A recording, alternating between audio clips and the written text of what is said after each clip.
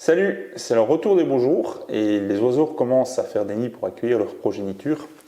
Je vous propose de fabriquer ensemble des nichoirs en bois pour mettre au jardin, de vous expliquer en détail chaque étape du processus de fabrication et notamment une astuce de réglage à la scie radiale pour avoir des coupes d'angles qui soient pile poil bien affleurantes, bien propres, sans avoir de trop à se casser la tête au point de vue des réglages. Alors d'un point de vue marchandise, pour fabriquer un seul de ces nichoirs, vous allez avoir besoin d'un morceau de volige de 10 cm de large sur environ 60 cm de long et d'une deuxième volige qui fera 15 cm de large sur environ 1 mètre de long. Les deux voliges en 18 mm d'épaisseur, c'est amplement suffisant. Alors, au niveau de l'assemblage, soit vous disposez d'un cloueur pneumatique, ce qui est très bien, et si ce n'est pas le cas, eh bien vous allez pouvoir faire un assemblage vissé en utilisant des petites vis tire-fond de 4 mm de section et de 45 mm de longueur. Si vous choisissez ce mode d'assemblage, il vous faudra également une petite mèche de 3 mm avec une tête à fraiser pour pouvoir venir loger la tête de la vis sans éclater notre bois. Une petite mèche à tête plate de celle-ci, c'est une 25 mm de diamètre. C'est ce qui correspond à notre trou ici. Alors le diamètre du trou de l'entrée d'un nichoir va permettre de favoriser l'accès au nichoir à certaines espèces. Plus le trou est petit, eh bien plus ce seront des petites espèces d'oiseaux. En 20 à 25 mm, on va pouvoir avoir des petites mésanges nonnettes ou des mésanges bleues. À partir de 30 mm, on aura des mésanges charbonnières. 35 mm, on donnera l'accès à des moineaux et jusqu'à 40 mm à des citelles torche-peau par exemple. Il y a plein de sites sur internet qui vous donnent des dimensions différentes de nichoirs, du diamètre de trou en fonction de l'espèce, etc. Une autre mèche de 10 mm de diamètre pour pouvoir faire un trou pour y mettre le perchoir. C'est à peu près tout ce qu'il nous faut. Au niveau de la couverture, moi je suis ardoisier. Je vais faire une couverture avec des belles ardoises naturelles, mais vous pouvez mettre n'importe quoi d'étanche sur le toit pour protéger votre nichoir. Allez, je passe tout de suite au débit des différentes pièces et on se retrouve à la scie radiale. Alors, je vais commencer par débiter ma volige de 15 cm de large. Et je vais d'abord devoir débiter deux premières pièces qui serviront pour faire les versants du toit. Et on est avec une longueur de 16,5 cm. Alors je règle à 16,5 sur mon trait laser.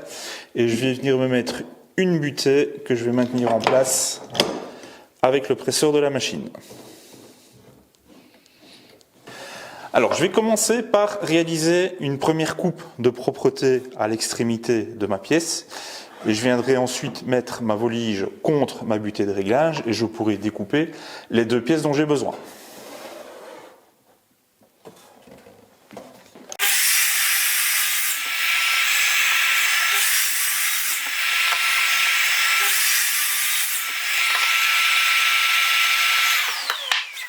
Je vais ensuite pouvoir débiter les deux pièces de 25 cm de long. Et là, je n'ai pas besoin d'avoir une précision rigoureuse de ce que je vais faire.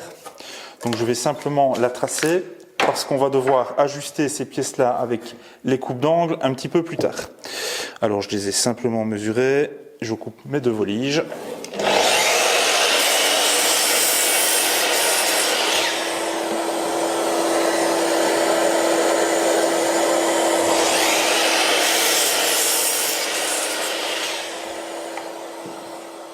Je passe maintenant au débit de notre petite volige de 10 cm de large et comme pour la précédente, je vais couper deux morceaux d'environ 25 cm. Je n'ai pas besoin d'avoir une précision rigoureuse à ce stade-ci puisque on va découper ces pièces-là en angle en utilisant un réglage de butée un petit peu plus tard. Par contre, la petite chute que vous allez récupérer sur cette volige, vous la mettez bien de côté parce qu'on va s'en servir plus tard.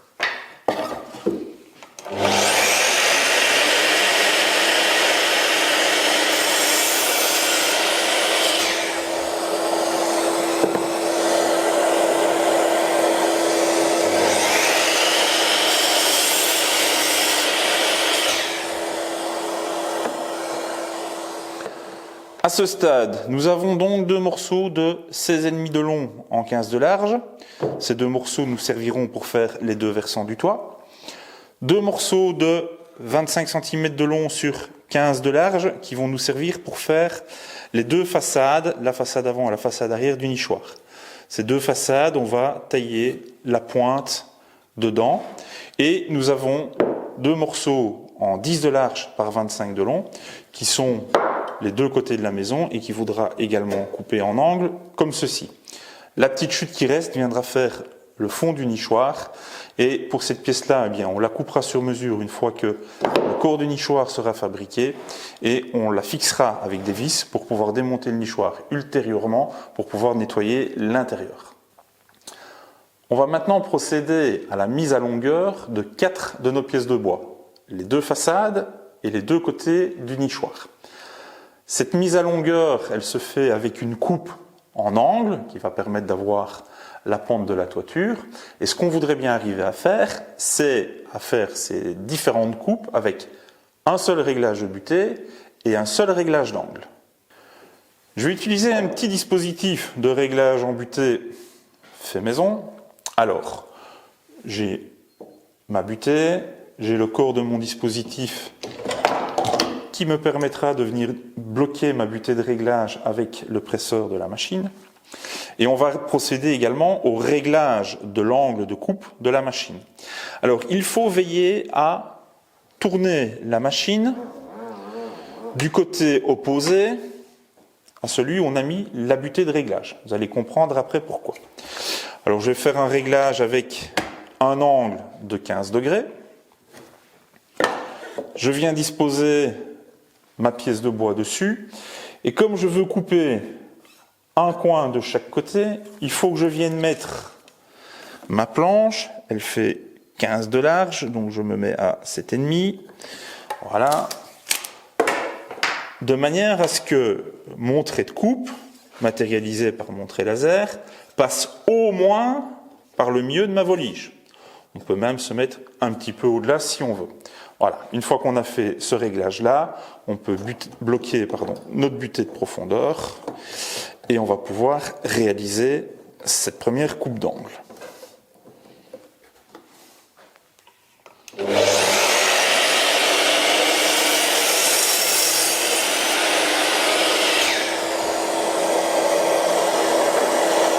Et une fois que cette première coupe est faite, je retourne simplement ma pièce et je fais la deuxième.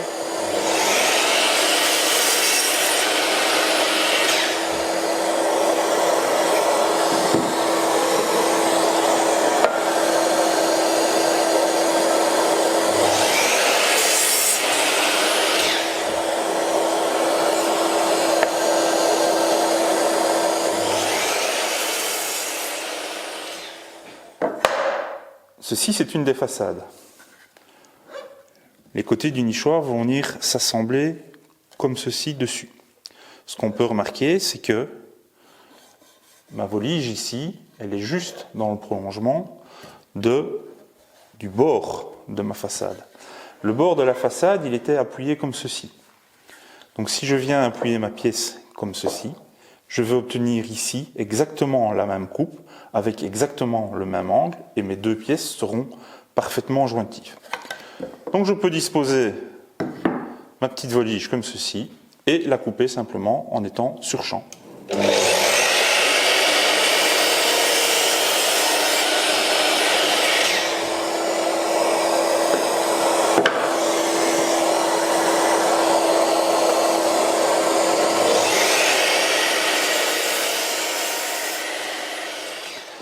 Ok, on peut retirer notre gabarit et on va maintenant passer à la découpe du faîtage des versants de notre toiture. Alors ça va permettre également de les couper à bonne largeur. Alors je remets ma machine sur un angle de 0 degré et on va faire une coupe d'angle dans l'autre sens cette fois-ci. Malheureusement, la machine n'est pas suffisamment haute pour pouvoir faire une coupe de 16 cm de long en hauteur. Donc je vais incliner ma machine, hop, voilà, et je me mets de nouveau avec un angle de 15 degrés. Voilà. Alors, une fois qu'on a notre angle de 15 degrés, on peut venir se mettre, il faut se mettre à 11 cm et demi. Voilà. On peut venir mettre une butée qu'on bloque avec le presseur. Et on va pouvoir faire la découpe de nos deux pièces de toiture. Alors soyez très prudent quand vous faites cette découpe parce que la lame va travailler dans le sens longitudinal des fibres. On va avoir une certaine tendance à relever la pièce de bois.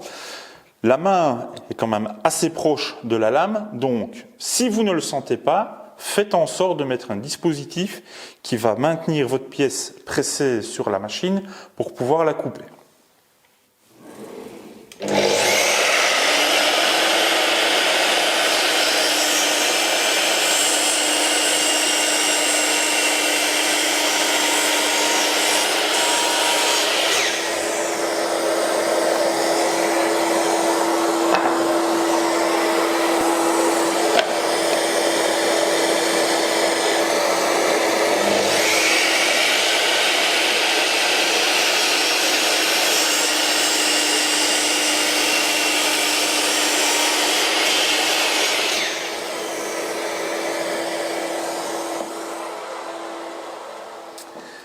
Alors, on a toute notre pièce de bois de débité. Et avant de procéder au montage, ce qu'on va faire, ce sont les deux trous, l'entrée du nichoir et le perchoir. On va le faire avant que le nichoir ne soit monté, parce que sinon, l'arrière ne sera plus accessible, on ne saura pas nettoyer convenablement les parties qui vont éclater derrière. Alors, je prends une équerre, je viens me mettre dans l'axe de la pointe du toit. Je viens faire un trait et je vais pouvoir ensuite mesurer un premier trou à 6 cm de la pointe et un deuxième à 11 cm de cette pointe. Je vais venir me mettre à la presse d'établi.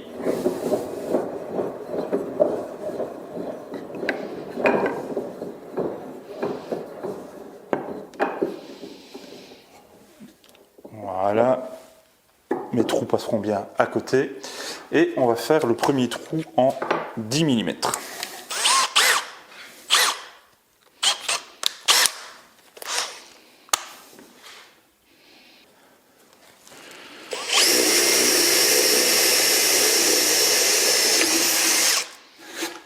Et dans la foulée, on va faire celui de 25 mm pour l'ouverture du nichoir.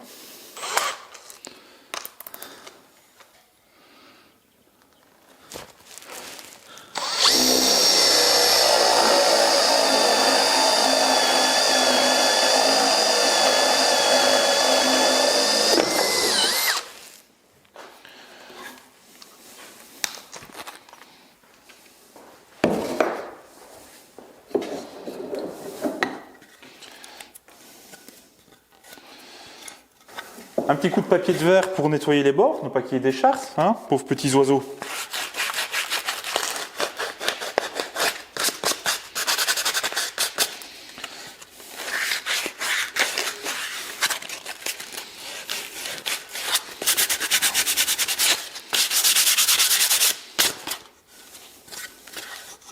Là, et on va pouvoir passer au montage. Alors évidemment, je vais utiliser mon cloueur pneumatique pour assembler l'ensemble. Simplement venir disposer les voliges de flanc sur la façade, à l'emplacement où elles sont censées aller. Voilà. Et venir mettre l'autre façade par-dessus. Je vais ajuster un coin, voilà, comme ça, ça a l'air bien. Et je vais mettre un premier clou.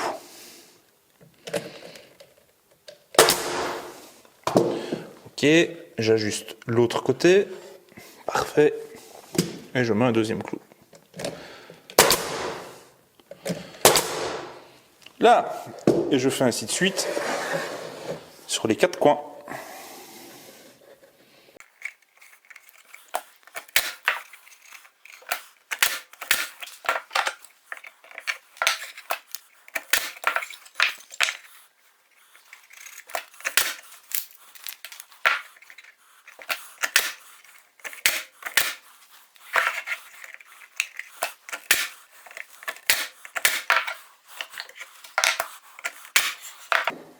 Ok, alors on va passer à notre petite chute. Vous vous souvenez du morceau de 10 cm.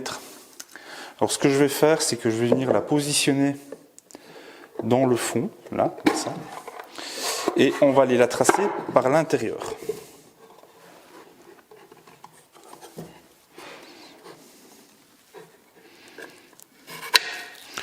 Là, comme ça, il sera tip top à la bonne mesure.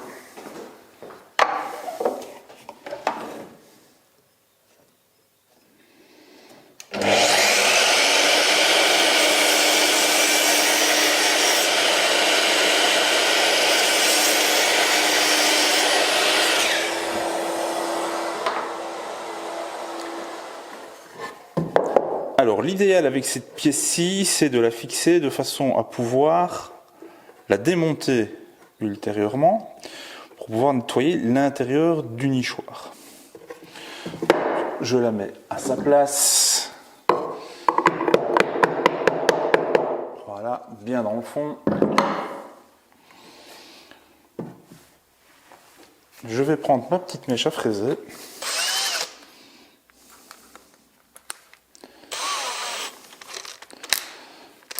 Et je vais percer 4 trous.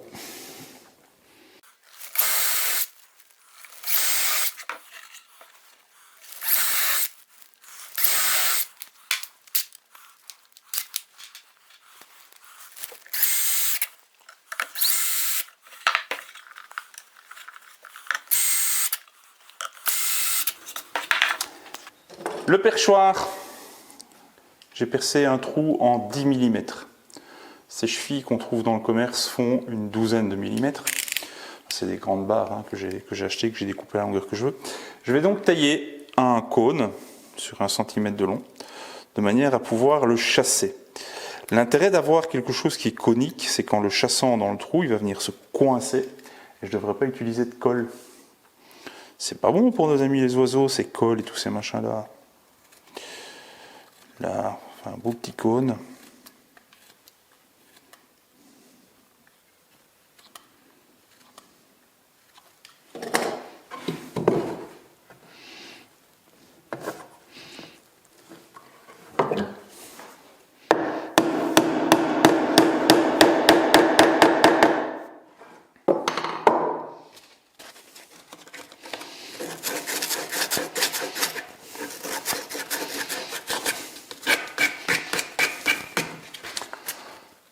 Ok, on peut passer à la toiture. Ben, la toiture, c'est pas bien plus compliqué que ça. On a coupé les deux biseaux, là, donc ils viennent l'un contre l'autre comme ceci, et on les met sur le dessus du nichoir. Alors je vais ajuster ça proprement sur un bord. Je viens vérifier avec l'autre que ça clope parfaitement. Oui, c'est merveilleux. Ok. Allez, cloueur.